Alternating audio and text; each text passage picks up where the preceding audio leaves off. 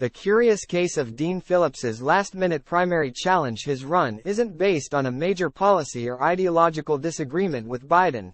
It looks like President Biden won't have perfectly smooth sailing to the Democratic nomination, after all.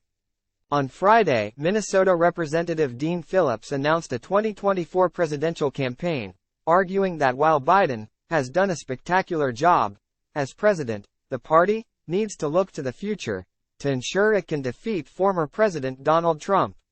Phillips's move came nearly 3 weeks after erstwhile primary contender Robert F. Kennedy Jr. dropped out of the Democratic primary to run as an independent. While 2020 presidential candidate Marianne Williamson is also running, Phillips quickly moves to the front of the line as Biden's most notable opponent within his own party. Like many past presidential primary challengers, Phillips has targeted New Hampshire to make a splash. And he could notch a symbolic win there because Biden won't be on the ballot due to the Democratic National Committee's impending sanctions against Granite State Democrats for violating the party's primary calendar rules. The congressman's campaign is motivated by concerns over Biden's electability given Democrats' apprehensions about the president's advanced age. He'll be 81 in November, poor approval rating, 40% and 5/38 national average. And early general election polls that may foreshadow a difficult race against Trump. Phillips has laid out one chief campaign goal: ensuring Democrats defeat Trump in 2024. However, the two paths he's set out for how to do that don't seem especially viable, and are also somewhat incongruous. One route involves him actually winning the nomination and offering a stronger, and notably younger, opponent to Trump. But Phillips's path to defeating Biden in the Democratic primary looks vanishingly small. Biden has maintained solid approval numbers among Democrats and he hasn't upset a large swath of the party on any standout issues, which leaves Phillips with no obvious fissures to capitalize on. Moreover, to have any shot at success, he probably should have launched his campaign much earlier in the election cycle. The second option, according to Phillips, is that his challenge will push Biden with a tough primary campaign that better prepares Biden for the rigors of facing Trump. But despite his intentions, the little-known congressman may risk damaging Biden ahead of the general election by indirectly calling attention to the president's weaknesses. Who is Dean Phillips? The first question for some will be, who is Phillips? He's a 54-year-old, third-term congressman from Minnesota, where he represents the suburbs west of Minneapolis. The millionaire Phillips was heir to his family's distilling company, and he also led the gelato manufacturer Talenti. He's Jewish, and he's argued in the wake of the Israel-Hamas conflict that the U.S. needs to support Israel, although he backs a two-state solution long-term. In Congress, Phillips has been a fairly moderate member of the House Democratic Caucus. He falls to the right of about 80% of his party colleagues in VoteView.com's ideological data, and he belongs to the center-left, business-oriented New Democrat coalition and the bipartisan Problem Solvers Caucus. The Minnesotan teased a potential run for months, but also said that the party would benefit from a competitive primary. In fact, the delay in his campaign may have been due to his efforts to encourage another, better-known Democrat to run before deciding to do it himself. Although some Democrats have criticized Phillips's run as self-aggrandizing, in theory his entry might still be aimed at luring a higher-profile Democrat into the race by demonstrating that there's an appetite for an alternative, although time is running out for such a scenario to be remotely feasible. It remains to be seen if Phillips will explicitly criticize Biden's policies. He's mostly applauded the incumbent's tenure, but at least one Phillips slogan, "Make America Affordable Again," points to his additional focus on economic concerns, a chief worry for Americans over the past couple of years, especially inflation and the higher cost of living. Time equals 400 Ms. greater than. Of course, Phillips is very much a long shot to win the Democratic nomination for president. Although he qualifies as a major candidate under 538's criteria, Phillips is a relatively obscure congressman. Tellingly, 538 could not locate a single national survey that had asked about Phillips, such as a poll testing his favorability rating. Understandably then, Phillips intends to focus entirely on the New Hampshire primary at the start, but to have a chance he would need to attract fundraising support and build a broader campaign apparatus to capitalize on any success he has there. Phillips will have an experienced national campaign manager leading the way in Steve Schmidt, a former Republican operative and manager for John McCain's 2008 presidential campaign, who broke with the GOP over Trump. It's an eyebrow-raising choice, but perhaps not surprising given that Phillips probably struggled to find a Democrat willing to risk their career in party politics to run his campaign. Why Phillips is an unusual primary challenger. Time equals 400 ms. Greater than a fundamental problem for Phillips, or any primary challenger, is that Democrats have a positive view of Biden's work as president. It's true polls have shown Democrats are worried about Biden's age, and many have shown a large share, sometimes a majority, would prefer a different nominee and/or for Biden not to run again. But those concerns alone may not stop Biden. What's missing so far is a second ingredient: sizable intra-party frustration with Biden's job performance. Biden's circumstances are largely the same as they were in July, when 538 laid out why Biden was unlikely to face a significant primary challenge. Namely, 78% of Democrats approve of Biden's performance as president, which represents only a very slight tick downward from where he stood in January 2023 at 80%. This is not to say that Biden doesn't face some degree of unhappiness among Democrats when it comes to his handling of different problems. Most notably, Democrats have lower approval ratings for how Biden has handled the economy and related challenges like inflation, which remains a chief weakness for the president. Still, Democrats remain more likely to approve than disapprove of Biden's economic handling. And overall, partisan views may also be keeping Democrats in line behind Biden despite doubts about him, just as they pushed Republicans to overwhelmingly disapprove of Biden from the start. Another factor missing behind Phillips's campaign is the lack of a clear ideological disagreement and/or single overriding policy issue driving his run against Biden, which contrasts greatly with past presidential primary challenges. Looking back, pretty much all in the post-World War II era had one or both of those conditions. Biden's overall approval is poor, but there are striking differences between his current political position and that of past incumbents who faced primary challenges. Unlike most, Biden has retained a high approval rating among his party base, and his struggles with the economy don't necessarily compare with some of the historical events and controversies that damaged the standing of previous incumbents who faced notable primary challengers. Time equals 400 ms. Greater than pivotal issues helped provoke two damaging results for incumbent presidents in the 1952 and 1968 New Hampshire primaries. In 1952, Tennessee Senator Estes Kefauver challenged President Harry Truman, whose standing had been crushed by accusations of government corruption, the ongoing Korean War and economic strife. Truman had an approval rating in the 20s and in the 40s among Democrats.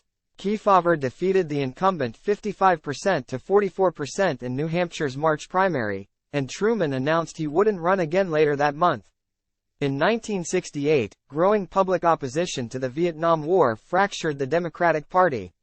Minnesota Senator Eugene McCarthy ran against President Lyndon Johnson as an anti-war candidate, as LBJ's approval among Democrats sagged into the low 50s. Johnson narrowly won New Hampshire's March primary as a write-in candidate, 50% to McCarthy's 42%. But the president's relatively poor showing prompted New York Senator Robert Kennedy Sr. to enter the race, and LBJ then announced he wouldn't seek renomination. More recent primary challenges have usually been driven by broader ideological disagreements. In 1976, moderate Republican President Gerald Ford fended off a conservative challenge from former California Governor Ronald Reagan, who led the GOP's ascendant right against Ford's politics of deficit spending and détente toward the Soviet Union. In 1980, Senator Ted Kennedy came from the left against President Jimmy Carter, who had frustrated some liberals and labor leaders with his more conservative economic policies. Carter's approval rating among Democrats was in the low 40s for most of the latter half of his presidency.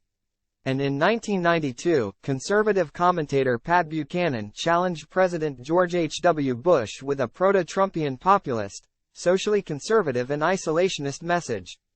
Buchanan embarrassed Bush in New Hampshire, losing only 53% to 37%, and while Buchanan didn't win a single primary, he earned a key speaking slot at the party's national convention.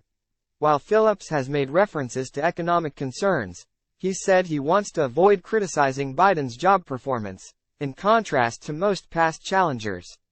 A political moderate, Phillips isn't pursuing an ideological challenge from Biden's left. In fact, high-profile progressives have backed Biden's re-election. And with his focus primarily on Biden's age and his refusal to explicitly question Biden's policies, Phillips isn't really running to his right, either. Even if Phillips doesn't explicitly attack Biden, though, his assertion that he can strengthen the party by challenging Biden is debatable.